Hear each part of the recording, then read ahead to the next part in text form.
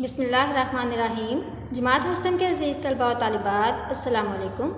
ہمارا آج کا درس ہے درس نمبر 13، جس میں ہم سبق درد دل کے واسطے پیدا کیا انسان کو کا کتاب کا کام کریں گے۔ تو اپنی کتاب کا صفحہ نمبر 15 کھولیں۔ جی، یہاں ہمارا پہلا سوال ہے، سبق درد دل کے واسطے پیدا کیا انسان کو کے مطابق درست جواب کی نشاندہی درست نشان سے کریں۔ تو بچوں، آپ نے اس سبق کی پڑھائی کی ہے، تو یہ کثیر انتخابی سوالات آپ خود پڑھائی کے بعد حل کریں گے، ٹھیک ہے۔ ہمارا اگلا سوال ہے، درج ذیل الفاظ کے معنی لغت سے تلاش کر کے اپنے الفاظ معنی کاپی پر لکھ کر یاد کر لیے ہوں گے۔ تو یہاں سے یہ والا سوال بھی آپ خود کریں گے اور آپ نے ان کے میننگ یہاں پہ کتاب پر ہی پینسل سے لکھنے ہیں۔ اگلے سوال کی طرف آتے ہیں۔ اس سبق میں مختلف مقامات پر حضرت محمد صلی اللہ علیہ وآلہ وسلم کے لیے درج ذیل مختلف تعظیمی القابات استعمال ہوئے ہیں، آپ ان کے معنی تحریر کریں۔ جی، تو پہلا ہے خاتم النبیین صلی اللہ علیہ وآلہ وسلم۔ خاتم کا مطلب ہے ختم ہونے والا، ختم کرنے والا۔ نبیین نبی کی جمع ہے، جس کا مطلب ہے تمام نبیوں میں سے، ٹھیک ہے۔ تو خاتم النبیین یعنی کہ تمام نبیوں میں سے آخری نبی۔ خاتم النبیین صلی اللہ علیہ وآلہ وسلم تمام نبیوں میں سے آخری نبی۔ رسول اللہ، رسول کہتے ہیں پیغام لانے والے کو۔ رسول اللہ اللہ کا پیغام لانے والا، یعنی کہ نبی پاک صلی اللہ علیہ وآلہ وسلم کا لقب رسول اللہ بھی ہے، یعنی کہ آپ صلی اللہ علیہ وسلم اللہ کا پیغام لانے والے ہیں۔ سرور کائنات، سرور کا مطلب ہے سردار، کائنات کا مطلب ہے دنیا، اور اس کائنات میں صرف یہ دنیا نہیں بلکہ تمام ساتوں آسمان بھی شامل ہیں۔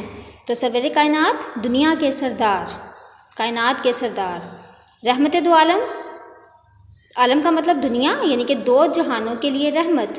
نبی پاک صلی اللہ علیہ وآلہ وسلم کا لقب رحمت للعالمین بھی ہے، رحمت دو عالم بھی ہے، یعنی کہ آپ صلی اللہ علیہ وسلم دو جہانوں یعنی دنیا اور آخرت دونوں کے لیے رحمت ہیں۔ جی، ہمارا اگلا سوال ہے، درج ذیل الفاظ کے متضاد لکھیں اور انہیں اپنے جملوں میں استعمال کریں۔ مخلوق، اس کا متضاد کیا ہوگا؟ جی ہاں، خالق۔ خوشگوار، ناگوار۔ بلند، پست۔ خشک، تر۔ سخاوت، بخل۔ انسانیت، حیوانیت، ٹھیک ہے۔ اور ان کے میننگز بھی آپ کو پتہ ہوں گے۔ مخلوق جس کو پیدا کیا جائے، اور خالق پیدا کرنے والا۔ خوشگوار اچھا، ناگوار برا۔ بلند اونچا، پست نیچا۔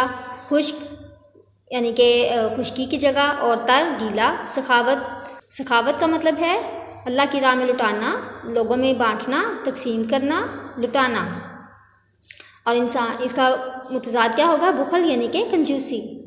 انسانیت یعنی کہ انسان ہونے کا مظاہرہ کرنا، اور اس کا اپوزٹ، اس کا متضاد کیا ہوگا؟ حیوانیت یعنی کہ جانور ہونے کا مظاہرہ کرنا۔ جی، اب آپ نے کیا کرنا ہے بچوں، آپ نے ان کے متضاد لکھ کر تو ان الفاظ کو اپنے جملے میں استعمال کرنا ہے، یعنی کہ آپ کے جملے میں آپ کا لفظ اور اس کا متضاد دونوں ہی شامل ہوں گے۔ جیسا کہ یہاں پہ پہلا لفظ ہے مخلوق، اور اس کا متضاد کیا ہوگا؟ خالق۔ تو آپ اس کا جملہ یوں بنائیں گے، ہر دنیا کی ہر مخلوق کا خالق اللہ ہے۔ اب میرے اس جملے میں دونوں چیزیں آ رہی ہیں، الفاظ بھی اور اس کا متضاد بھی، لفظ بھی اور اس کا متضاد بھی۔ تو آپ نے بھی اسی طرح ہر لفظ کو اور اس کے متضاد کو ایک ہی جملے میں استعمال کر کے جملہ بنانا ہے، ٹھیک ہے۔ یوں یہ جملے آپ اپنی کاپی پر لکھیں گے۔ ہمارا اگلا سوال ہے، درد دل کے واسطے پیدا کیا انسان کو سبق کے مطابق کالم الف کے الفاظ کو کالم ب کے متعلقہ الفاظ سے ملائیں۔ اب آپ نے پہلے ان میں ربط دیکھنا ہے کہ ان الفاظ کا کالم الف کے لفظ کا کالم ب کے لفظ سے کیا ربط ہے، کیا بنتا ہے۔ تو پھر آپ اس ربط کو ذہن میں رکھتے ہوئے آپ اس لفظ کو ملائیں گے۔ جیسے حضرت ابوبکر رضی اللہ تعالیٰ عنہ کا ربط جو ہے وہ صدیق سے بن رہا ہے کہ یہ ان کا لقب تھا، تو ہم اس کو اس سے ملائیں گے۔ حضرت عمر رضی اللہ تعالیٰ عنہ کا ربط بن رہا ہے فاروق سے کہ یہ ان کا لقب تھا، اس کو اس سے ملائیں گے۔ حضرت عثمان رضی اللہ تعالیٰ عنہ ذوالنورین کہ وہ دو نوروں والے تھے، اس سے ملائیں گے۔ بلبل کا تعلق پھول سے۔ زنجیر، کڑیاں، درد دل تو انسان۔ خشک سالی، قحط یعنی پروانہ، چراغ، دار فانی فنا ہونے والا گھر یعنی کہ دنیا۔ تو رب دیکھ کر پھر ہم کالم الف کے الفاظ کو کالم ب سے ملائیں گے۔ اگلا سوال ہے، سبق درد دل کے واسطے پیدا کیا انسان کو کے مطابق درست اور غلط کی نشاندہی درست کے نشان سے کریں۔ تو آپ نے سبق کی پڑھائی بھی کی ہے، تو یقیناً اب آپ یہ غلط درست خود بھی کر سکتے ہیں۔ اللہ تعالیٰ نے انسان کو درد دل کے واسطے پیدا کیا ہے، یعنی کہ دوسروں کا دکھ درد بانٹنے کے لیے پیدا کیا ہے۔ جی ہاں، دنیا میں ہر انسان کسی نہ کسی طریقے سے دوسرے انسان کی مدد نہیں کر سکتا۔ اب آپ ذرا غور فرمائیں، کیا انسان مدد نہیں کر سکتا؟ زمین والوں سے مہربانی کرنے والے پر اللہ تعالیٰ قیامت کے دن مہربان ہوگا. یہ آپ نے پڑھائی کی ہے، اس میں آپ نے شعر بھی پڑھا ہے، وہاں پہ آپ کو اس کا جواب ملے گا. حضرت عثمان غنی رضی اللہ تعالیٰ عنہ نے کہا اللہ تعالیٰ کا وعدہ ہے کہ وہ ایک کے بدلے میں 7 دے گا. اب آپ غور فرمائیں، 7 دے گا یا 10 گنا؟ فتح مکہ کے موقع پر انصار کی جانب سے صحابہ رضی اللہ تعالیٰ عنہ کی مہاجر صحابہ رضی اللہ تعالیٰ عنہ کی مدد کی نظیر ملنا مشکل ہے. تو اب آپ غور فرمائیں کہ وہ فتح مکہ کی بات تھی یا ہجرت مدینہ کی، تو اس کے مطابق اپنے بیان کو غلط یا درست بتائیں. جی ہمارا اگلا سوال ہے، سبق درد دل کے واسطے پیدا کیا انسان کو کے مطابق مناسب الفاظ کی مدد سے خالی جگہ پوری کریں. پہلا جملہ ہے، ہماری تاریخ آداب معاشرت کے مختلف پہلوؤں کی روشن مثالوں سے بھری پڑی ہے. صحابہ کرام رضوان اللہ علیہم اجمعین نے ہمیشہ بھائیوں کی ضرورت کو اپنی ضرورت پر ترجیح دی. حضرت صدیق اکبر رضی اللہ تعالیٰ عنہ نے سخاوت کی بے مثل تاریخ رقم کی. محبت اور ہمدردی کا جذبہ رکھنے والے خلوص نیت سے اس کا اظہار بھی کرتے ہیں. دوسروں کی ضروریات کا خیال رکھنے والا معاشرہ اس زنجیر کی مانند ہوتا ہے جس کی کڑیاں باہم مربوط ہوتی ہیں. جی اگلا سوال ہے، محاورہ. محاورات آپ یاد بھی کر چکے ہیں، یقیناً آپ کو اس کا تھوڑا بہت مطلب بھی پتہ ہوگا، لیکن ہم اس کو ایک دفعہ پھر ریوائز کرتے ہیں، دہراتے ہیں. محاورے کے لغوی معنی گفتگو اور بات چیت کے ہیں. اس کلمے یا کلام کو محاورہ کہتے ہیں جو اہل زبان کے اسلوب بیان کے مطابق ہو اور اپنے حقیقی معنوں میں نہیں بلکہ مجازی معنوں میں استعمال ہو. محاورہ 2 یا 2 سے زیادہ الفاظ سے مل کر بنتا ہے. مثلاً روح پرواز کرنا، ٹھیک ہے. اب اس کا لغوی مطلب کیا ہے؟ روح کا اڑ جانا. لیکن ہم اس کے لغوی مطلب کو نہیں دیکھیں گے، بلکہ ہم اس کے مجازی معنی کو، یعنی کہ چھپے ہوئے معنی کو، اس کے اصطلاحی معنی کو، اس کے مفہوم کو دیکھیں گے کہ اس کا مفہوم کیا بنتا ہے. تو اس کے مطابق روح پرواز کرنا کا مطلب ہے فوت ہو جانا، وفات پا جانا، انتقال ہو جانا، ٹھیک ہے. اہل زبان کا یہ ایک طرز ہے اپنی بات کو بیان کرنے کا، ٹھیک ہے، اور اس سے وہ جملے میں خوبصورتی لاتے ہیں. اس وجہ سے ہم محاورات کے الفاظ کو اپنے جملے میں استعمال کرتے ہیں تاکہ ہمارے جملوں میں بھی ہمارے جو زبان کا جو وزن ہے، زبان کا جو ایک امتزاج ہے، وہ بہت ہی حسین لگے، اچھا لگے. یہاں بہت سے محاورات دیے گئے ہیں، ٹھیک ہے، جو ہم اکثر کہیں نہ کہیں پڑھتے رہتے ہیں. اب ہم ان کو دیکھ کر اپنے سوال کی طرف آتے ہیں. درج ذیل جملوں میں محاورے استعمال ہوئے ہیں، آپ ان جملوں میں محاورات کی نشاندہی کریں.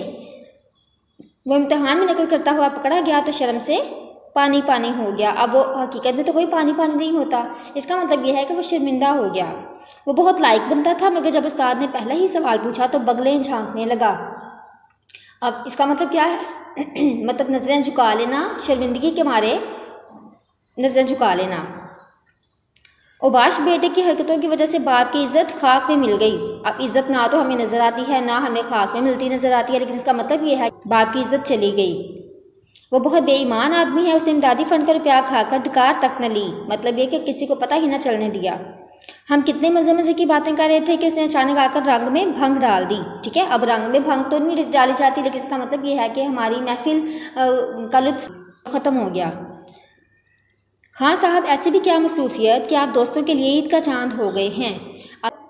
اب ہم انسان تو عید کا چاند نہیں ہو سکتے نا، اس کا مطلب یہ ہے کہ آپ کئی دنوں تک نظر ہی نہیں آتے. ٹھیک ہے جی. تو اب ہم اس کو جب محاورہ لکھیں گے تو اس کو کیسے لکھیں گے؟ پانی پانی ہونا، بغلے جھانکنا، عزت خاک میں مل جانا، ڈکار تک نہ لینا، رنگ میں بھنگ ڈال دینا اور عید کا چاند ہونا. محاورے کی ایک نشانی یہ ہے کہ اس کا جو آخری لفظ ہے وہ مصدر پر ختم ہوتا ہے. ٹھیک ہے، اور مصدر کی علامت کیا ہے؟ نون الف نا. تو وہاں پہ جب بھی ہم محاورہ لکھیں گے وہاں پہ ہونا جو ہے وہ اس کے الفاظ میں آئے گا. اور پھر جب ہم اپنا جملہ بنائیں گے پھر وہ اس کی مناسبت سے ہمارا جملہ ہم اس کو اسی ترتیب سے لکھیں گے. اگلا سوال ہے خط. خط کیا ہے؟ خط نثر کی اقسام میں سے ایک ہے، اور اس کو خط کو آدھی ملاقات بھی کہا جاتا ہے کہ اس کے ذریعے ہم اپنے جذبات، اپنے احساسات، اپنے خیالات، اپنی معلومات دوسروں تک پہنچاتے ہیں. ٹھیک ہے، آپ کی جو گفتگو ہے وہ بہت غیر رسمی ہونی چاہیے. اس طرح سے آپ کی بات ہونی چاہیے کہ آپ اپنے جذبات کا اظہار کر کے آپ ان سے ایسے بات کر رہے ہیں جیسے وہ آپ کے سامنے ہی ہیں. اور یہی اچھا خط کی نشانی ہے کہ خط لکھتے وقت کسی قسم کا تکلف نہ برتا جائے. ٹھیک ہے، غیر ضروری طور پر بوجھل نہ بنایا جائے اور مکتوب الہ سے اس کے مقام و مرتبے کے مطابق مخاطب ہو کر بات کی جائے.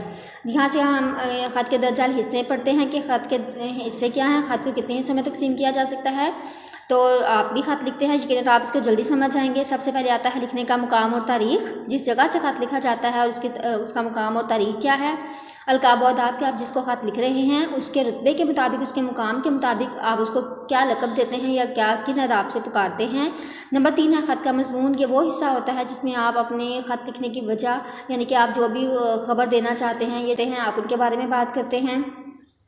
اختتام کہ آپ جب اپنا نفس مضمون بتا دیتے ہیں تو یہ یہاں اس حصے میں خط کا اختتام کیا جاتا ہے، جو کسی نہ کسی دعا پر یا دوسروں کو سلام دینے کے لیے ہوتا ہے۔ مکتوب نگار کا نام، یعنی کہ جو شخص خط لکھ رہا ہے یہاں پہ اس کا نام آتا ہے، اس کے بعد مکتوب نگار کا پتہ اور وہ کس جگہ سے خط لکھ رہا ہے یہاں پہ اس کا پتہ آ جاتا ہے۔